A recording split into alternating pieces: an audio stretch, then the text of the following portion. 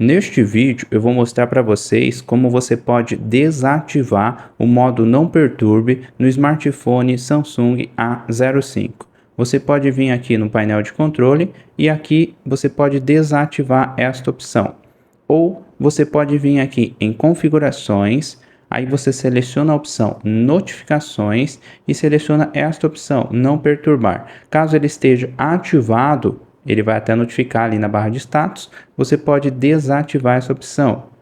E aqui também por quanto tempo, você pode escolher aqui quanto tempo você quer deixar ele desativado. Você pode escolher aqui entre essas opções.